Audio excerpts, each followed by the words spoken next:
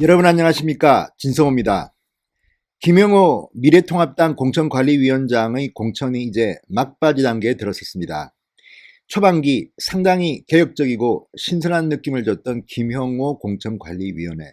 그런데 시간이 흐르면서 좀 변질된다는 비판이 나오고 있습니다.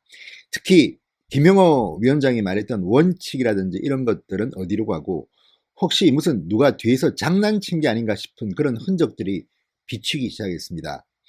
황교안 대표는 공천에는 일체 관여하지 않는다고 했습니다. 그렇다면 김영호 공천관리위원회 내부에서 일어난 일인데 도저히 납득하기 힘든 일이 몇 가지가 있습니다. 자, 진성호의 융단 폭격, 김영호 공천관리위원회의 문제점을 시리즈로 방송합니다. 먼저 첫 번째로, 이번에는 좀 가벼운 주제를 다룹니다. 앞으로 점점 더 무겁고 중요한 주제들이 기다리고 있습니다. 첫 번째 주제는 이상한 공천입니다. 자, 여러분 기억할지 모르지만 김형호 공천관리위원회, 청년과 여성을 이야기했습니다. 그리고 그동안 존재감이 없는 다선 의원, 특히 양지의 다선 의원, 뭐 경상도라든지 서울 강남이라든지 이런 곳에 있는 다선 의원들이 존재감이 없었다면 물갈이를 하겠다고 했습니다. 그런데 그 약속 과연 지켜졌을까요? 여기에 문제가 있습니다. 먼저 이종구 의원 케이스를 들겠습니다. 서울 강남 갑 지역구의 국회의원입니다. 현역 의원입니다. 나이는 70이 넘었습니다. 이중재 전 의원의 아들, 그러니까 금수저입니다. 정치권에는 아는 사람이 많죠. 경제통입니다. 물론 제가 신이 아닌 이상 개인의 어떤 평가를 내리지는 않겠습니다. 다만 많은 여건들이 좀 이상합니다. 첫 번째, 이종구 의원은 본인이 먼저 서울의 험지로 가겠다, 이런 말을 했습니다. 수도권 험지로 가겠다. 그리고 강남갑에는 출마하지 않겠다고 했습니다. 그런데 이종구 의원이 단수 추천이 되었습니다. 경기도 광주을 지역입니다. 전문가들은 알고 있습니다. 이 경기도에서도 여러 가지 지역구가 있는데 미래통합당, 과거 새누리당의 상대적으로 유리한 지역구입니다. 노철래 과거 친박연대 의원이 새누리당으로 들어와서 이 광주을에 출마해서 당선된 적이 있습니다. 19대 때인가요? 그만큼 해볼 만한 지역구입니다. 근데 이곳을 다른 사람도 아니고 올해 1년이 넘었고 서울 강남 갑에서 3선을 한 이종구 의원이 단수 추천됐습니다. 이미 그곳에는 지역구 관리를 하는 김장수 씨가 있었습니다. 예비후보로 등록을 하고 당협위원장을 지냈던 인물입니다. 여론조사 전문가입니다. 물론 김장수 예비후보에 문제가 있으면 다른 후보를 전략공천할 수도 있고 또 경선할 수도 있습니다만, 광주에서는 특별하게 김장수 예비후보의 경쟁자는 없었던 걸로 알고 있습니다. 그런데 느닷없이 김장수 씨는 날아가고 이종구 의원이 단수 추천됐습니다. 좀 이상하지 않습니까? 이종구 의원이 평소에 그러면 문재인 정권을 강하게 비판하고 우리 기억에 남을 만한 그런 일들이 있었는가 해보면 그것도 아닌 것 같고, 굳이 고령의 현역 강남 갑 의원을 배려했다? 자, 물론 경기도 광주을이 서울 강남 갑처럼 그렇게 노른자위는 아닙니다. 이쪽에서 볼 때. 그렇지만 상대적으로 괜찮은 지역구를 단수 추천돼 갔습니다. 왜 그럴까요? 제가 조금 이따가 답을 해드리겠습니다. 또 있습니다.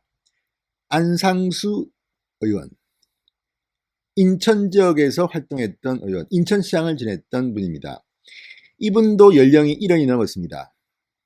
이 네이버 검색을 하면 나이가 안 나옵니다. 1년을 좀 많이 넘은 것 같습니다.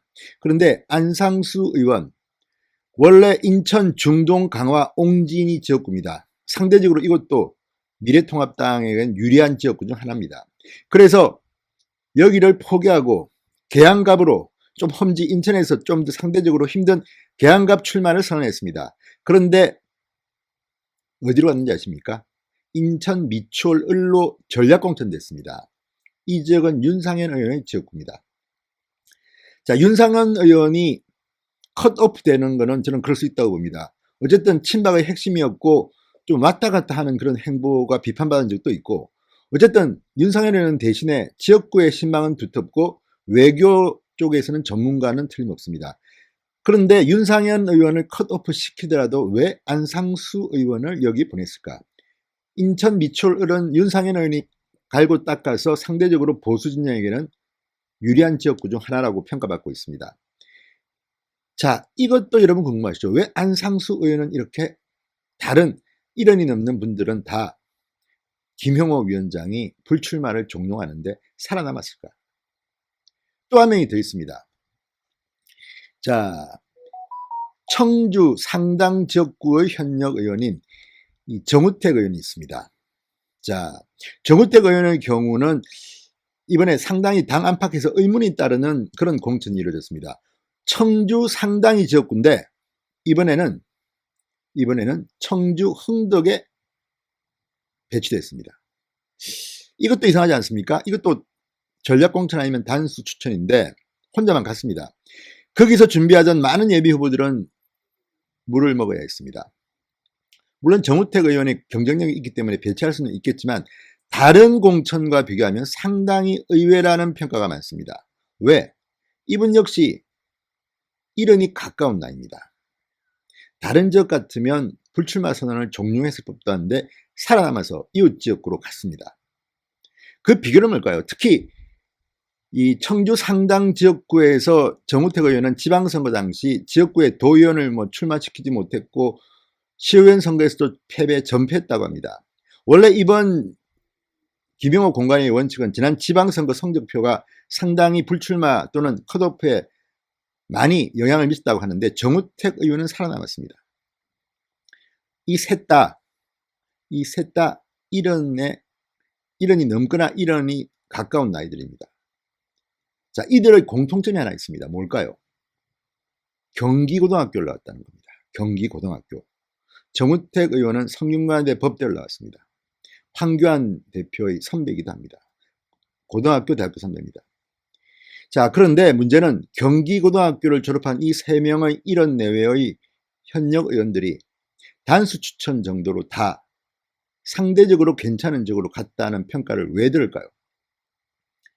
자, 저는 황교안 대표의 인격을 믿습니다. 황교안 대표의 인품으로 봐서 황교안 대표가 이들을 공천에 살리라고 영향력을 행사했을 것이라고는 절대 안 믿습니다. 그럼 누가 그렇게 했을까요?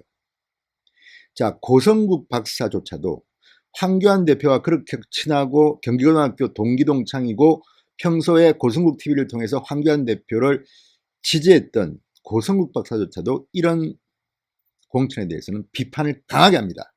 이따위가 있느냐고 비판합니다. 왜 그럴까요?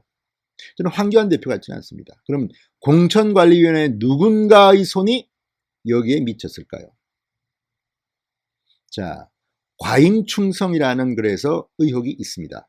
지금 공천관리위원회에서 현직 국회의원 또는 전직 국회의원은 딱 3명입니다. 김형호 전 국회의장, 김세연 의원, 박완수 의원. 박완수 의원은 사무총장의 지위를 가지고 공천관리위원회에 참가하고 있습니다. 나머지는 전부 다 민간인들입니다. 특별히 이런 데 관심이 없고 이들을 굳이 경기고 나왔다고 해서 살려야 되는 이유도 없습니다. 그럼 김세연 의원일까요? 김형호 의장일까요? 김형호 전 의장은 아시다시피 경남고등학교 출신입니다. 자, 그렇다면 박완수 사무총장이 혹시라도입니다. 황교안 대표의 심중 혹은 또 황교안 대표 주변의 어떤 측근, 지인을 의식해서 이런 행동을 한 게 아닐까, 이런 의혹을 조심스럽게 가질 수밖에 없습니다.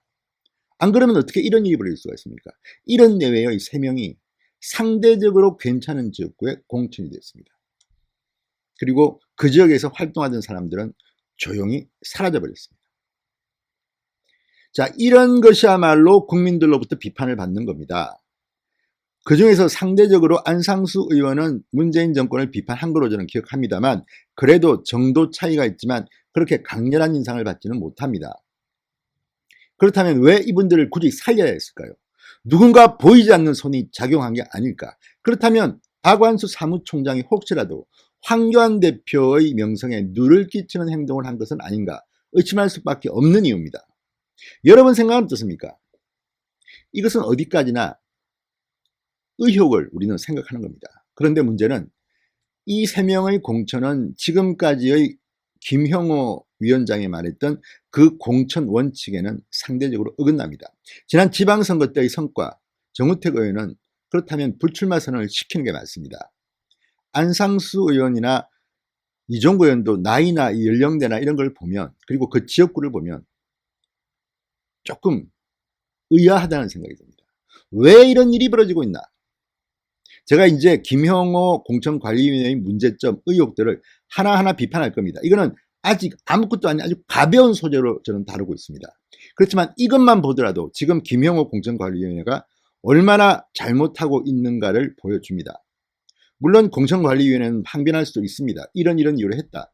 그렇지만 일반 국민들의 눈높이에서 과연 이게 통할 것인가? 심지어 고성국 박사까지도 황교안 대표의 측근은 아니겠지만 친구이자 그동안 그렇게 황교안 대표를 지지했던 그도 이 공천에는 엄청 화를 내고 비판을 합니다.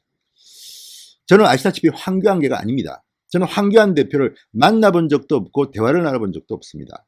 굳이 내가 그분 이야기를 할 이유도 없습니다. 어쨌든 저는 경기고등학교도 나오지 않았습니다. 저희 아버님은 경기고등학교를 나왔습니다. 어쨌든 이런 것들이 별것 아닌 것 같지만 김형호 공천위의 공정성에 결정적으로 문제가 되는 겁니다. 이것보다 더 큰 문제들은 훨씬 더 있습니다. 이 다음 영상에서 소개해 드리겠습니다. 어쨌든 이런 식으로 김형호 공천위원회가 했다면 우리는 기억을 해야 됩니다.